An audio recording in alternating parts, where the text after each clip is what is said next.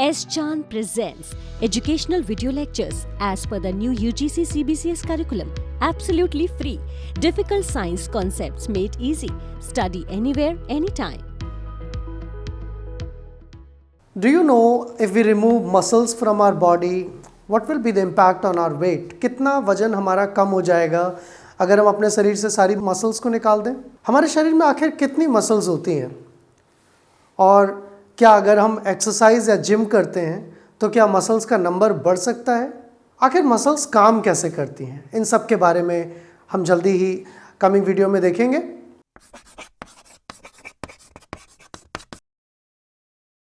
Welcome to S. Chand Academy. My name is Aditya and in this series Biochemistry and Physiology series में हम दूसरे topic को cover कर रहे हैं, that is muscles and their physiology. तो muscle की फिजियोलॉजी की हम बात करेंगे इस वीडियो में और हम उन सारे सवालों के जवाब भी ढूंढेंगे जिनको अभी हमने स्टार्टिंग में पूछा था। अगर आप इन टॉपिक्स के बारे में और जानना चाहते हैं तो एस चंद पब्लिशिंग की इन बुक्स को रेफ़र कर सकते हैं और अगर आपके पास इनकी हार्ड कॉपी नहीं है तो ई बुक का लिंक डिस्क्रिप्शन बॉक्स में नीचे दिया हुआ है। So first thing that we need to know, सबसे पहली चीज़ जो हमें जाननी है वो ये कि आखिर मसल क्या होती है। मसल एक आप कह सकते हैं अपने आप में ऑर्गन सिस्टम है। It is made up of specialised type of cells which have the ability to contract, जिनके अंदर कॉन्ट्रैक्टाइल एबिलिटी होती हैं and they provide us support in locomotion. वो हमें चलने में, वॉक करने में, बोलने में, इन सब चीज़ों में मदद करती हैं। तो मसल्स केवल ऐसा नहीं है कि हमारे लिए लोकोमोशन का ही एक मीन्स है, बल्कि और भी वाइटल एक्टिविटीज़ होती हैं जो मसल्स से हो सकती हैं। उनको हम समझ सकते हैं इन तीन टाइप्स की मसल्स से। बेसिकली अगर हम मसल को डिवाइड करें तो तीन क्लासिकल टाइप्स होते हैं मसल के। एक कार्डियक मसल्स होती हैं जो कि हमारे हार्ट के अंदर होती हैं। हार्ट भी पूरी तरह मस्कुलर स्ट्रक्चर है। Then we have some muscles which are called as skeletal muscles, जो कि हमारे स्केलेटल सिस्टम का पार्ट होती हैं, जो हमें लोकोमोशन में मदद करती हैं। और तीसरे टाइप की जो मसल्स होती हैं they are called as smooth muscles. So there is something needed to be known. कुछ इंटरेस्टिंग बातें हैं जो हमें पता होनी चाहिए। यूजुअली हम कार्डियक और स्मूथ सेल्स जो होती हैं इन मसल्स को अपनी मर्जी से मूव नहीं कर सकते। So they will mostly have involuntary movement. हालांकि इन तीनों में कॉमन क्या है? कॉन्ट्रैक्टाइल एबिलिटी इनमें कॉमन है। तीनों ही चीज़ें कॉन्ट्रैक्ट हो सकती हैं, लेकिन ये हमारी मर्जी के बिना अपने आप रेगुलेट होती हैं। नर्वस सिस्टम इन्हें कंट्रोल करता है। तो चाहे वो यूटेरस की वॉल हो, चाहे यूरिनरी ब्लैडर का कॉन्ट्रैक्शन हो, चाहे वो हार्ट का मूवमेंट हो, हार्ट का कॉन्ट्रैक्शन हो, या कोई भी विसरल ऑर्गन का मूवमेंट हो, इंक्लूडिंग पेरिस्टलिसिस जब हम खाना खाते हैं, तो ये सारे मूवमेंट कहीं ना कहीं या तो स्मूथ मसल, हार्ट के अंदर कार्डियक मसल इनवॉलंटरी वे में काम करते हैं।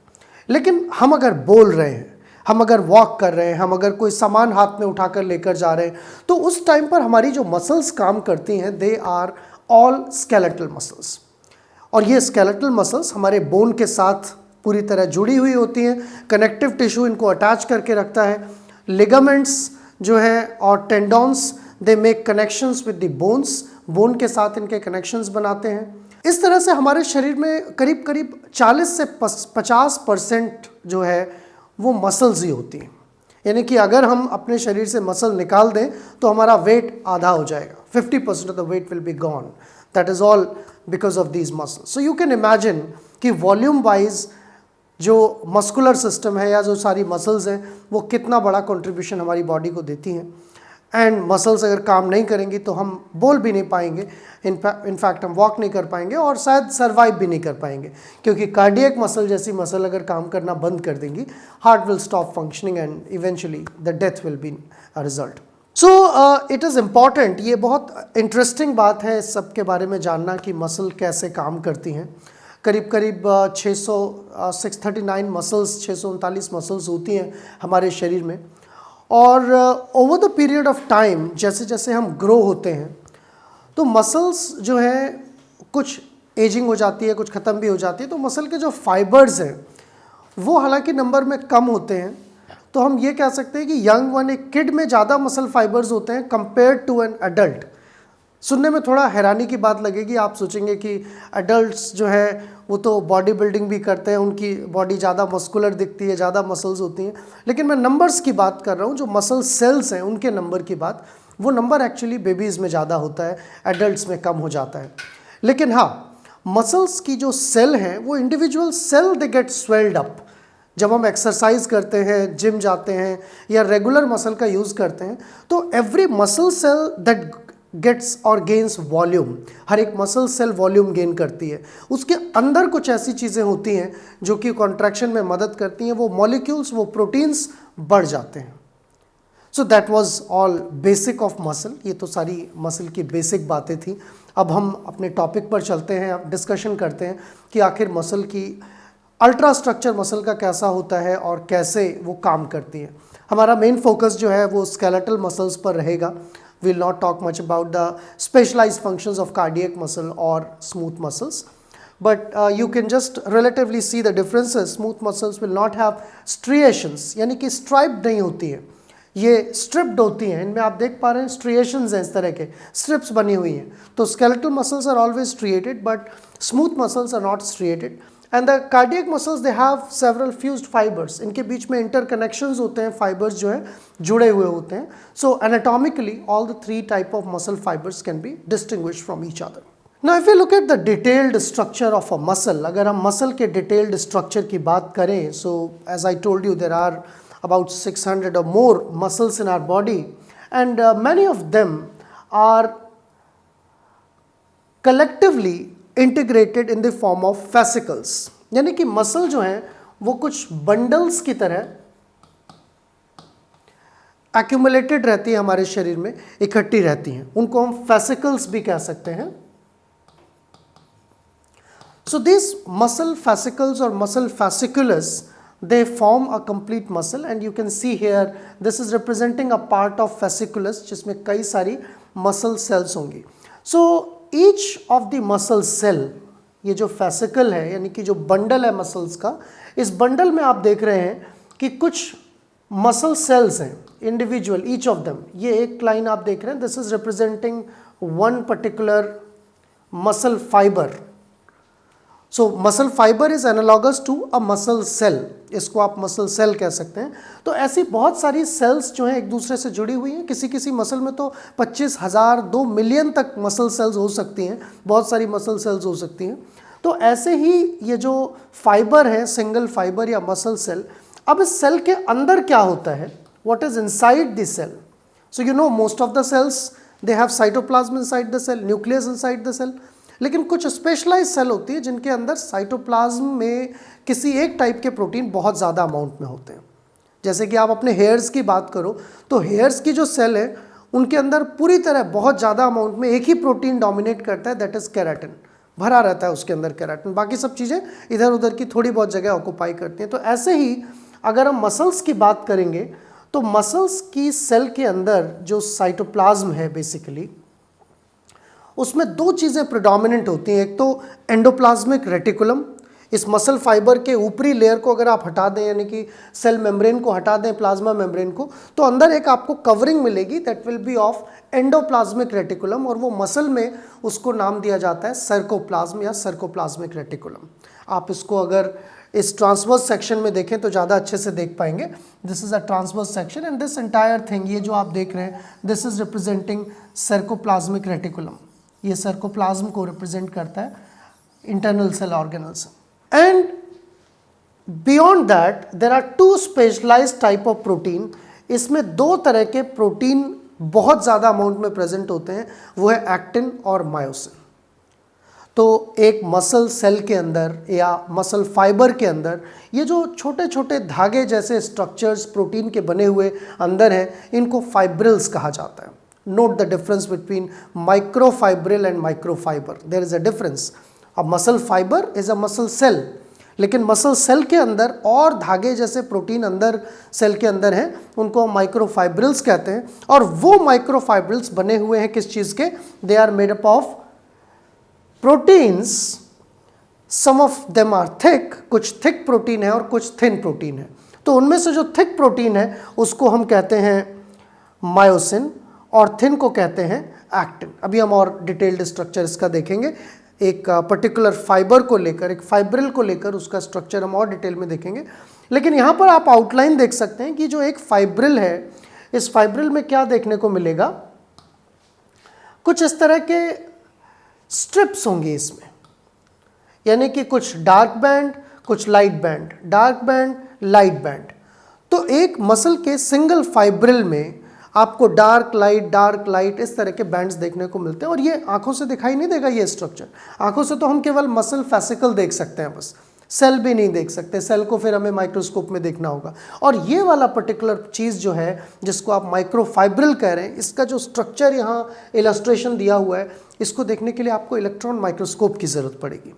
तो इलेक्ट्रॉन माइक्रोस्कोप पे जब आप मसल देखेंगे तब आपको ये पर्टिकुलर स्ट्रक्चर देखने को मिल सकता है। अब इस स्ट्रक्चर में कई सारी चीज़ें आप देख रहे होंगे, जैसे कि Z disc, A band, I band, ये सारी चीज़ें हैं। तो इनको अभी हम समझने की कोशिश करेंगे कि एक फाइब्रिल जो है, जो कॉन्ट्रैक्टाइल यूनिट है मसल की, वो कैसे ऑर्गेनाइज होती है। सो आइए देखते हैं। टिपिकली एक मसल की जो माइक्रोफाइब्रिल है, माइक्रोफाइब्रिल तो बहुत लंबा है, धागे जैसा स्ट्रक्चर है, लेकिन उस माइक्रोफाइब्रिल में जगह जगह डार्क लाइट बैंड है। तो उन डार्क लाइट बैंड्स में एक जो बीच का इस तरह से आप एक लाइन कह सकते हैं, जिसे हम जेड डिस्क कह रहे हैं, बीचों बीच में यहां पर मान लीजिए एक जेड डिस्क है, इस तरह से कंटिन्यूअस जगह जगह जेड डिस्क है। अगर आप पीछे जाएं इस इमेज पर तो आप इमेजिन कर सकते हैं कि ये माइक्रोफाइब्रिल में देखिए जेड डिस्क बनी हुई है जगह, एक जेड डिस्क, फिर उसके बाद और जेड डिस्क, फिर और जेड डिस्क। तो ये जो जेड डिस्क है ये एक्चुअली बाउंड्री डिसाइड करती हैं कॉन्ट्रैक्टाइल यूनिट की। मसल की एक कॉन्ट्रैक्टाइल यूनिट जो है वो एक जेड डिस्क से लेकर दूसरी जेड डिस्क के बीच में होती है, और इसको एक नाम दिया जाता है, इसको हम कहते हैं sarcomere, right. So in this figure you are seeing two sarcomeres, एक जेड डिस्क से दूसरे जेड डिस्क के बीच का एरिया ये, और ये दूसरा। तो दो यहाँ पर आपको सार्कोमेयर दिख रहे हैं। ऐसे बहुत सारे सार्कोमेयर एक के पीछे एक लाइन से जुड़े रहते हैं, and they form that thread like structure जिसकी मैं बात कर रहा था, माइक्रोफाइब्रिल। वो किसके अंदर भरे हुए, मसल सेल के अंदर पैक्ड है, और यही है जो मसल को कॉन्ट्रैक्टिबिलिटी यानी कि कॉन्ट्रैक्टाइल बनाते हैं, उसको मोशन, लोकोमोशन में मदद करते हैं। So if you look at the protein structure, basic structure inside the muscle, कि इस सार्कोमेयर में आखिर क्या होता है। दो तरह के प्रोटीन है, एक मैंने कहा आपको थिक प्रोटीन होंगे, ये जो आप बीच में येलो कलर के स्ट्रक्चर्स देख रहे हैं, these thick proteins are myosin fibres. Actin और मायोसिन दो अलग अलग प्रोटीन हैं जो सेल के अंदर ही बनते हैं। अगर हम अमीनो एसिड डाइट में प्रॉपर लेंगे, प्रोटीन डाइट में प्रॉपर लेंगे, तो इनका फॉर्मेशन सफिशिएंट होगा। इसीलिए प्रोटीन की कमी होने पर मसल फाइबर्स भी नहीं बन पाएंगे। So they are synthesised by our body through the translation process, and ये थिक फाइबर्स ये ऑल्टरनेट करते हैं किसके साथ, थिन फाइबर्स के साथ। So you can also see here, ये थिन फाइबर्स हैं जो मेजेंटा कलर में बने हुए हैं। So these thin fibres are actin. ये थिन फाइबर्स क्या है, एक्टिन के फाइबर्स हैं।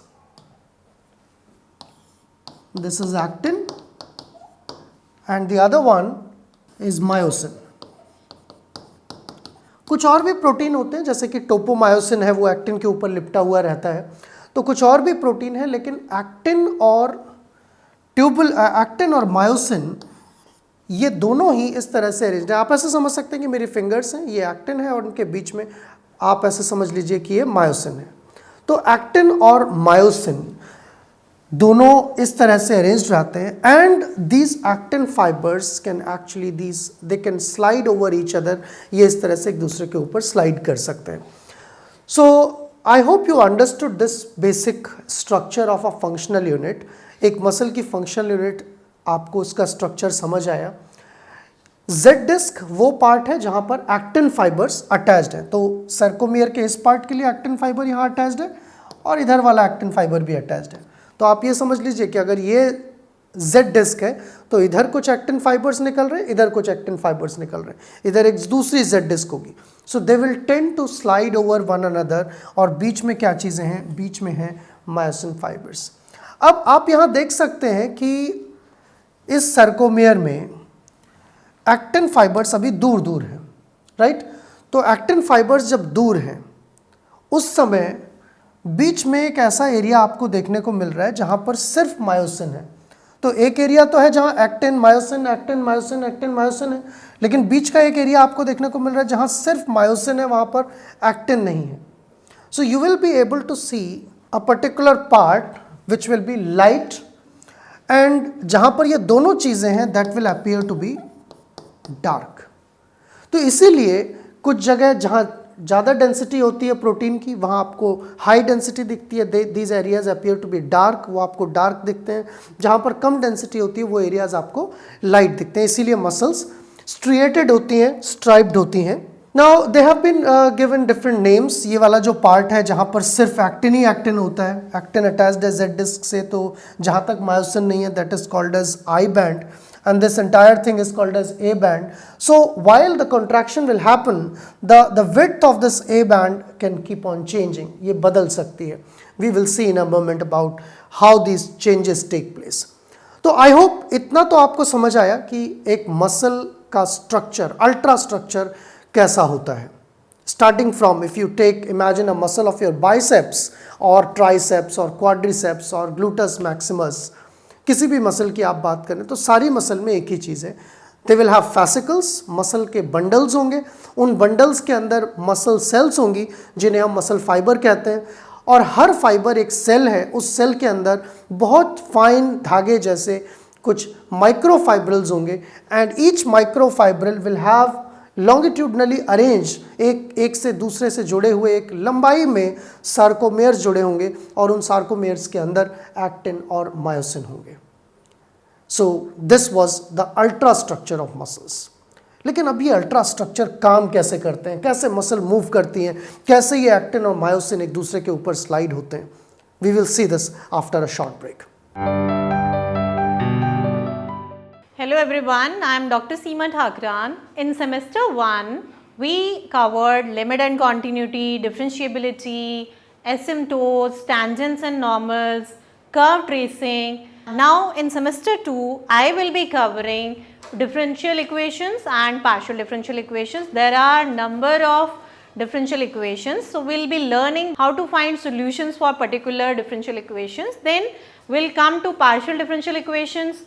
And this topic is very important. If we see the applications, real life applications of this differential equation and partial differential equations, one of the applications are like circuits. We have any circuit we can write in a form of a differential equation, and then we can solve the circuit. Then Newton's law of cooling is completely based on differential equations. Then coming to heat flow, that is also completely based on differential equations. Stay connected with S Chand Academy. Don't forget to share, like and subscribe S Chand Academy, and don't forget to press the bell icon also for the future updates. Thank you.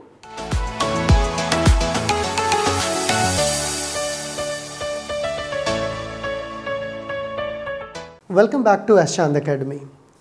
Break से पहले हम muscle का basic structure देख रहे थे, ultra structure देख रहे थे, और हमने ये जाना कि मसल के अंदर सार्कोमेयर एक स्ट्रक्चरल और फंक्शनल यूनिट होती है, और उस स्ट्रक्चर में एक्टिन और मायोसिन फाइबर्स एक बेसिक स्कैफोल्ड बनाते हैं जो कि एक दूसरे के ऊपर स्लाइड करके मसल को कॉन्ट्रैक्टिबिलिटी प्रोवाइड करती है. लेकिन ये प्रोसेस एनर्जी डिपेंडेंट है. हमें लगातार मसल फाइबर्स को मूव करने के लिए, कॉन्ट्रैक्ट करने के लिए एनर्जी की ज़रूरत होती है जो कि एटीपी के फॉर्म में हमें मिलती है. तो अब हम उस डिटेल्ड मैकेनिज्म को देखेंगे कि कैसे मसल कॉन्ट्रैक्ट करती हैं, उनको कॉन्ट्रैक्ट करने के लिए सिग्नल कहाँ से आता है, और कैसे ये प्रोसेस इनिशिएट होकर एक साइकिल के थ्रू कन्वर्ज होता है. Let's look at that. So every signal of muscle contraction is received through the motor neurons. पिछले वीडियो में हमने नर्वस सिस्टम की बात की थी. हमारा ब्रेन और सेंट्रल नर्वस सिस्टम, कुछ मोटर न्यूरॉन्स इसमें होती हैं जो कि सिग्नल्स भेजती हैं. तो किसी भी मसल के फैसिकल की अगर आप बात करें या मसल फाइबर्स की बात करें, वो बहुत अच्छी तरह से न्यूरॉन्स से कनेक्टेड होते हैं. यानी कि एक मसल फाइबर के सरफेस पर न्यूरॉन्स आकर अटैच होती हैं जिसे हम न्यूरोमस्कुलर जंक्शन कहते हैं.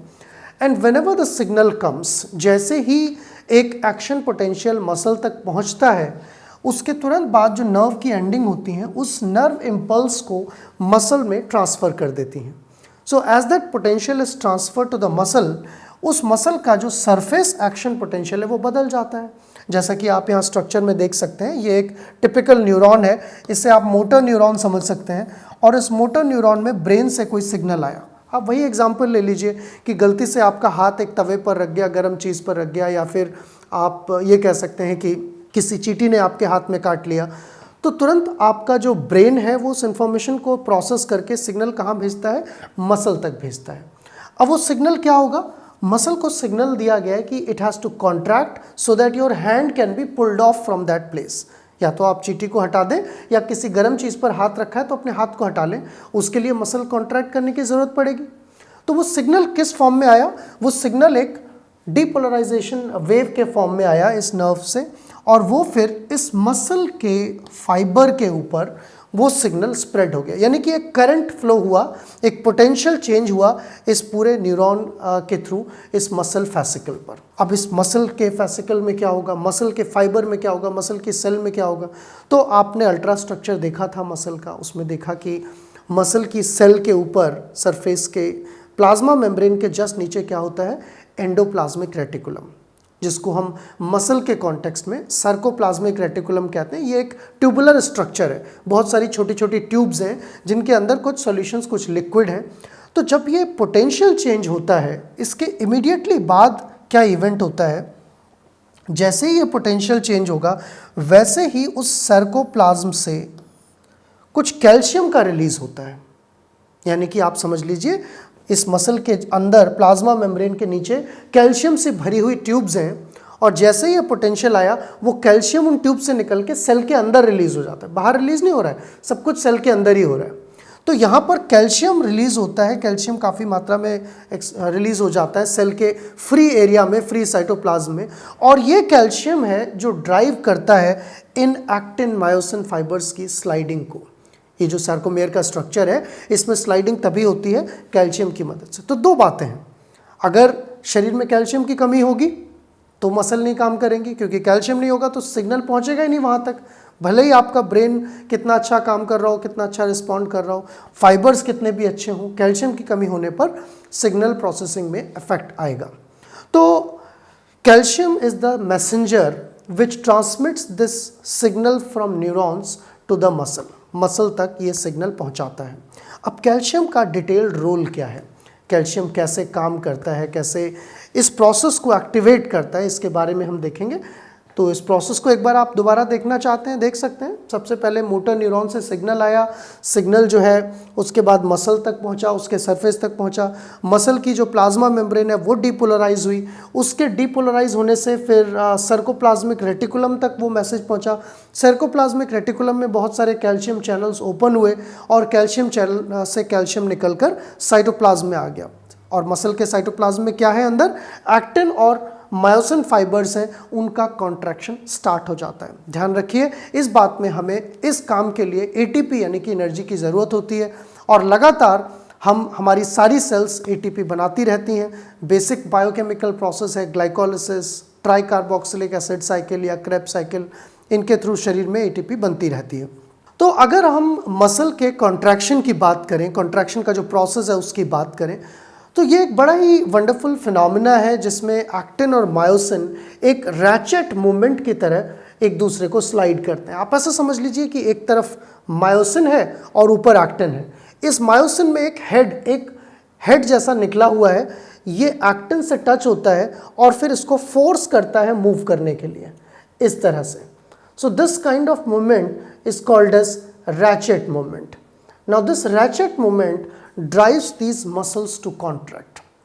So if you look at the entire process, अगर इस पूरे साइकिल को देखें तो आपको मालूम चलेगा कि ये देखिए एक्टिन फाइबर है और एक मायोसिन फाइबर है। मायोसिन फाइबर में एक हेड निकला हुआ है, ये जेड लाइन आपको बता रही है, जेड लाइन से एक्टिन फाइबर यानी कि थिन फाइबर्स जुड़े हुए हैं।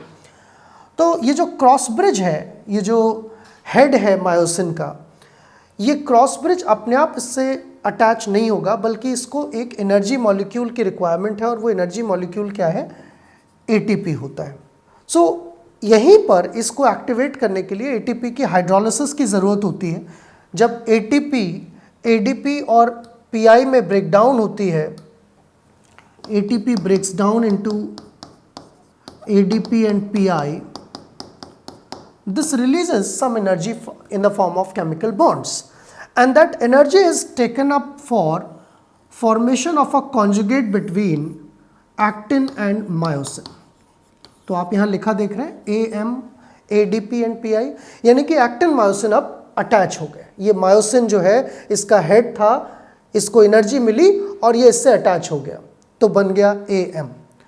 जब ये अटैच हो गया, इसके बाद फिर ये जो इनऑर्गेनिक फॉस्फेट और ADP थे, इनका रिलीज हुआ.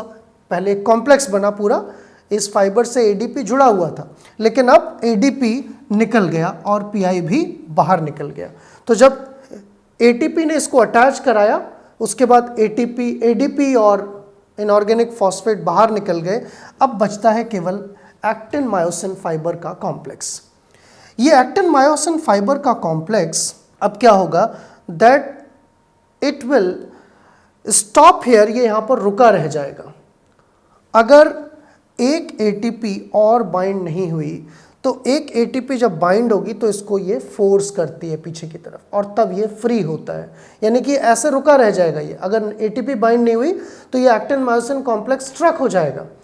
अब एक ATP जो है वो बाइंड होकर इसको मूव करेगी, तब जाकर ये रिलीज होगा. So it does like this and then it is released, it does like this and then it is released.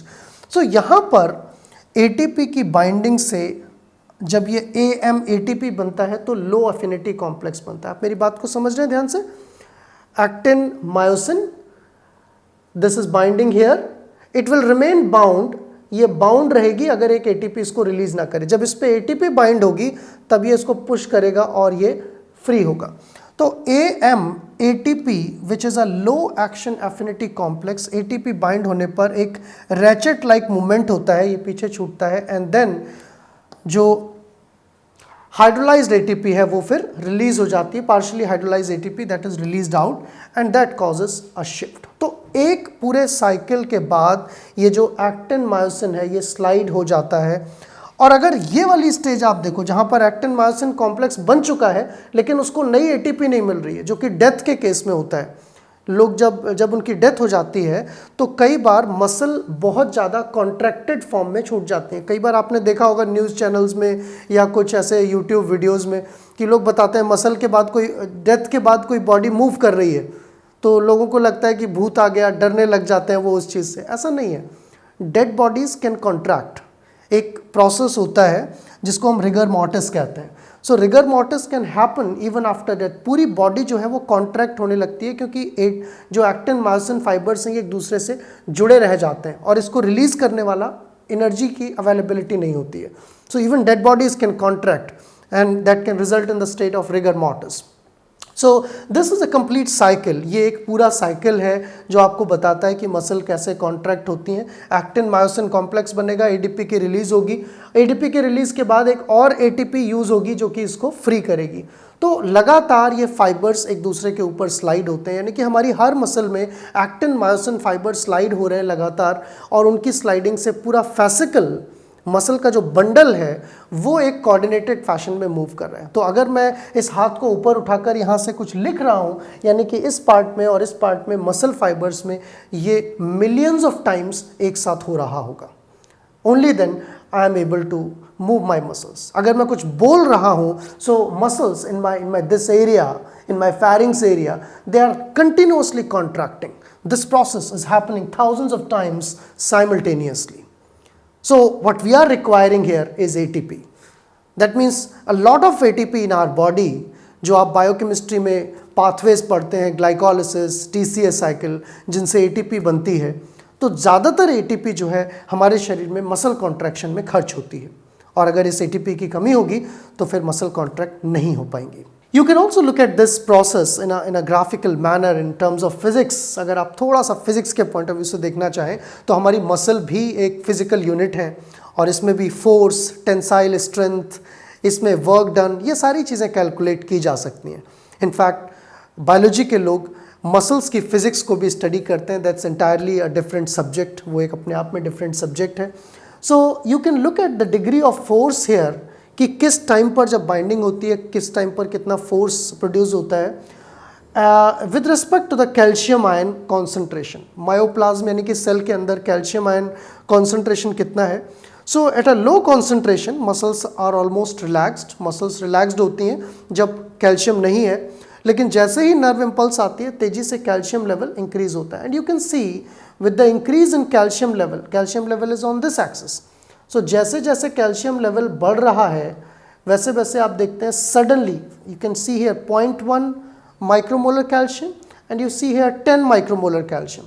So 0.1 micromolar calcium पर इतना फोर्स जनरेट कर रही थी मसल और 10 micromolar calcium पर देखिए कितना फोर्स जनरेट कर रही है. So muscle is contracted here. So basically calcium is governing this entire process released from the sarcoplasm. Now you may ask me a question कि उस कैल्शियम का क्या होता है, क्या वो सेल में बाहर ही रह जाता है? No, it is reabsorbed back into the muscle. दोबारा से वो रीअब्जॉर्ब हो जाता है, दोबारा से वो सर्कोप्लाज्म में स्टोर हो जाता है. And then again another stimulus comes, then again it can be release. So the cycle of continuous movement of muscles goes on, चलता रहता है. So this is how we can explain, इस तरह से हम मसल कॉन्ट्रैक्शन को explain कर सकते हैं. टू समराइज एवरीथिंग मैं कहूँगा कि मसल कॉन्ट्रैक्शन जो है वो एक कोऑर्डिनेटेड बायोकेमिकल और फिजियोलॉजिकल प्रोसेस है जिसमें एक्टिन और मायोसिन नाम के दो प्रोटीन एक दूसरे के ऊपर स्लाइड करते हैं in a functional unit called sarcomere. And that entire process is controlled by calcium ion concentration and it is energy dependent process. ये एक एनर्जी डिपेंडेंट प्रोसेस है जिसमें एटीपी की रिक्वायरमेंट होती है. अगर आप इन टॉपिक्स के बारे में और जानना चाहते हैं तो एशचंद पब्लिशिंग की इन बुक्स को रेफ़र कर सकते हैं. और अगर आपके पास इनकी हार्ड कॉपी नहीं है तो ई बुक का लिंक डिस्क्रिप्शन बॉक्स में नीचे दिया हुआ है. If you are liking these videos, अगर आपको ये वीडियोज़ पसंद आ रहे हैं तो लाइक बटन प्रेस करना मत भूलिए, सब्सक्राइब कीजिए, शेयर कीजिए चैनल को. और अगर आपको नोटिफिकेशंस लगातार चाहिए तो बेल आइकन को प्रेस करके रेगुलर अपडेट्स पा सकते हैं. Thank you for watching.